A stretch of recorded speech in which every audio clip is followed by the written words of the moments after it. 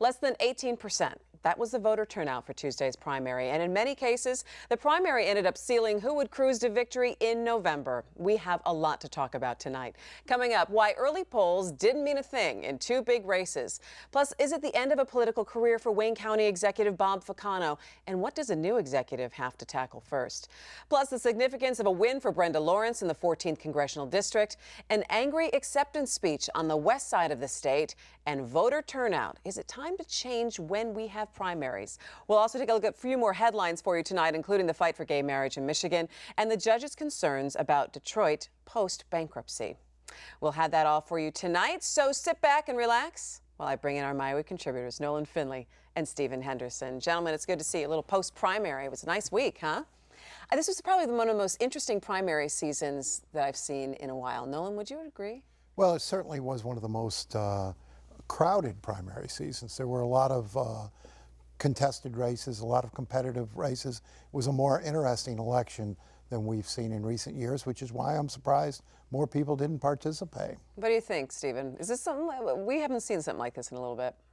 Well, I mean, I think, you know, it's weird to have primaries when we do. This August thing confuses people, and you know, people are not engaged in the election. I can't think of the lack of buzz that I've seen before an election. Before I saw this week, nobody was talking about it.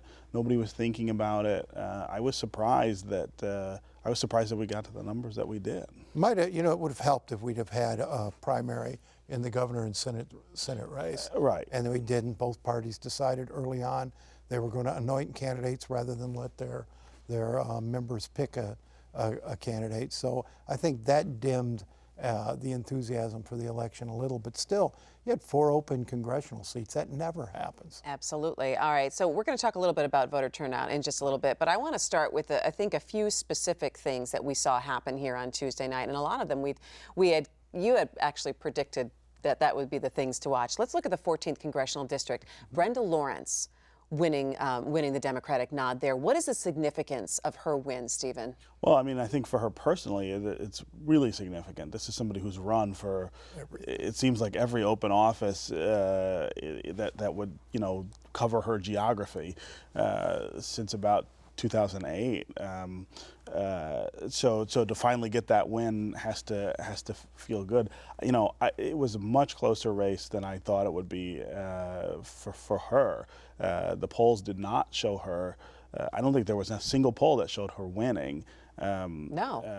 And most of them showed her trailing pretty badly behind Hanson Clark, who finished third. Detroit, right. Who finished third. So I'm not sure how the polling ended up so off there. But the other dynamic here, I think, is that seat, which is both Oakland County and Wayne County, the Grosse Pointes and Detroit, and who will dominate that seat. This is the second person to hold that seat, and it's the second person from Oakland County. And so I think now you're starting to wonder whether Detroit, that's one of Detroit's 2 congressional seats, whether you can get a Detroiter into that seat. Hanson Clark was a congressperson before. He should have had a pretty good advantage coming into that race and couldn't pull it off. I think it was interesting also that you saw Rudy Hobbs in the last couple of days, really the amount of television advertising and the money and the support that was infused, the endorsements that were infused in his campaign. Well, he got a big kick from the unions, got a lot of money in, and he did make a last-minute surge. He had been running a little weaker in the race, and the polls were showing him surging at the end. He came very close to winning it, and you have to look at voter turnouts. Steve was talking about the makeup of the district, and that's a good point. I mean, it's still more heavily weighted to Detroit on paper, but when you look at the actual votes, this is an Oakland County district. Detroit turnout was so dismal that if it had been just a straight Oakland County Detroit candidate rather than 3 candidates in the race, I think Brenda Lawrence still would have run. And you've got to wonder now, is this an Oakland County seat or a Detroit seat in terms of its focus? Where will her focus be? She's been mayor of Southfield.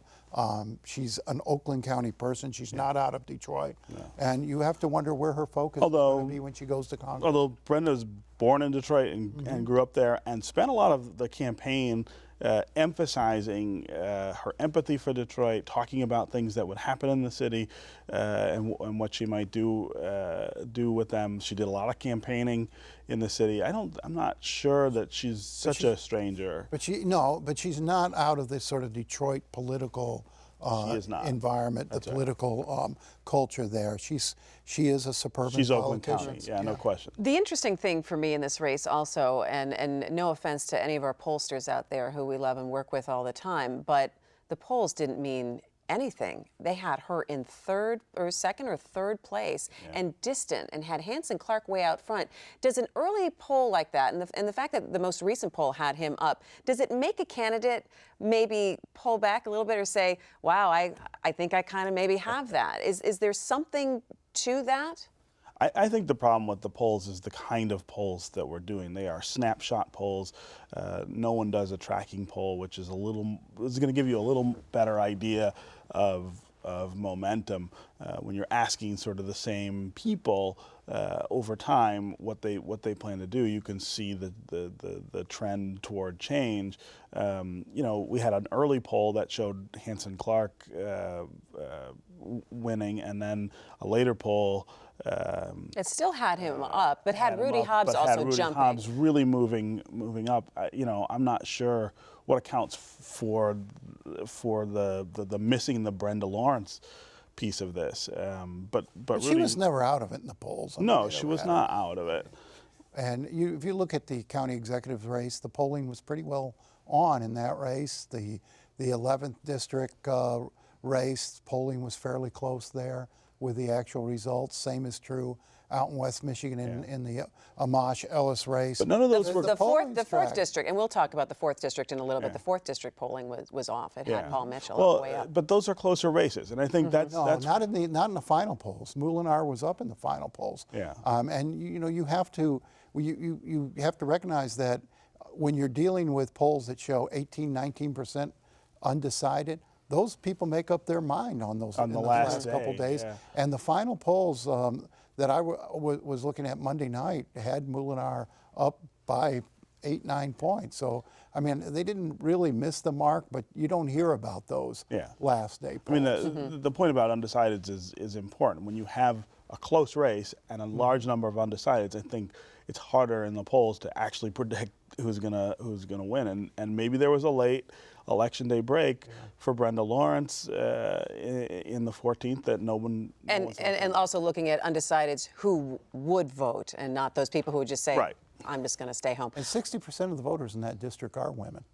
So, I mean, you would think that she started with a natural advantage with the electorate. Again, it's always on turnout and who is going to turn out. Yeah. Let's shift over to the Wayne County executives race.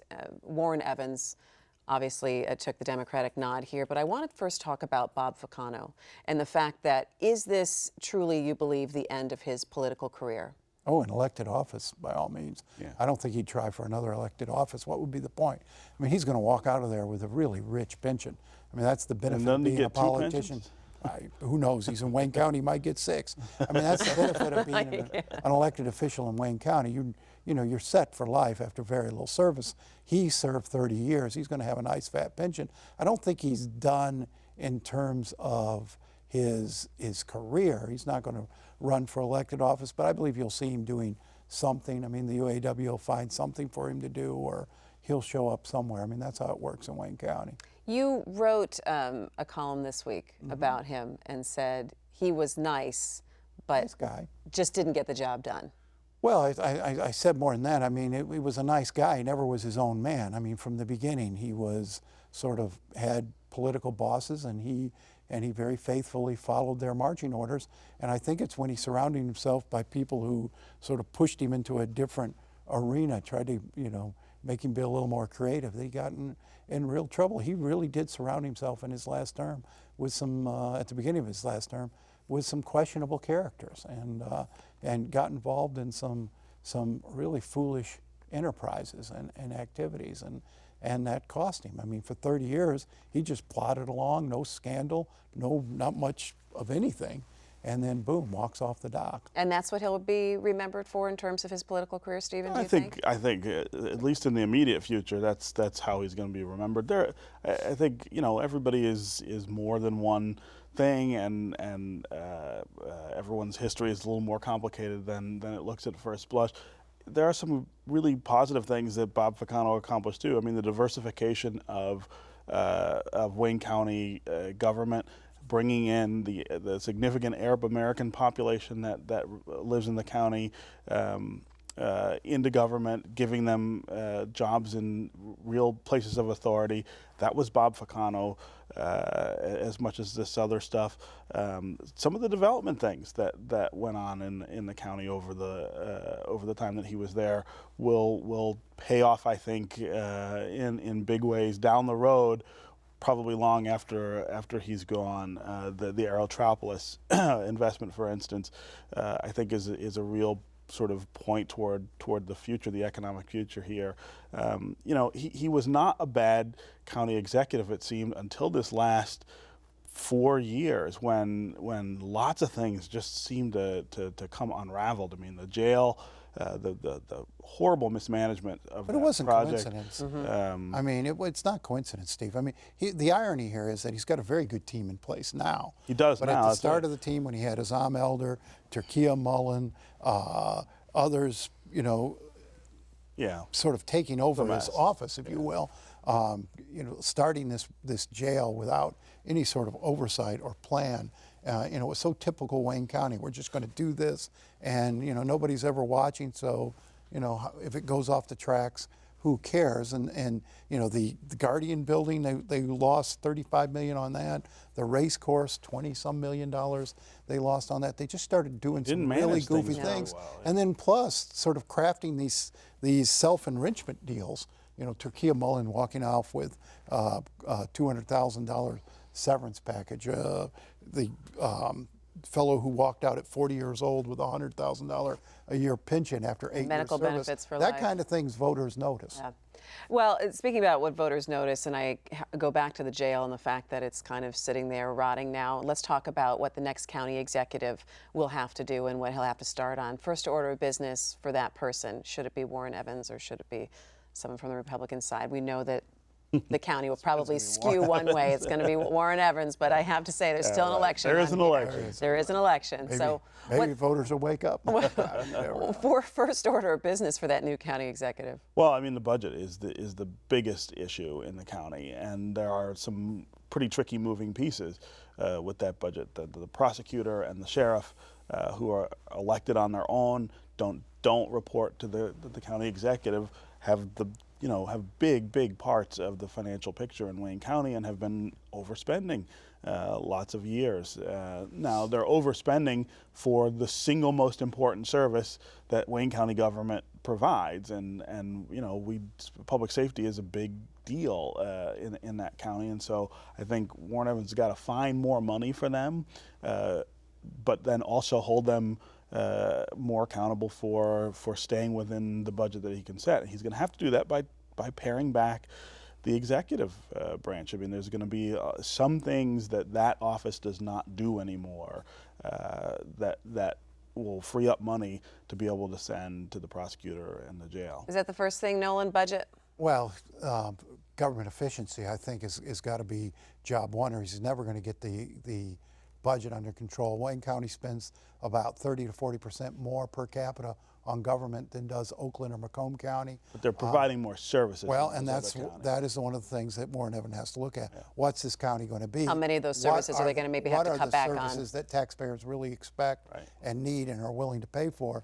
Because you can't keep providing all of these services with the money that's coming in. So I think the first job is to prioritize and figure out what it is we are going to do.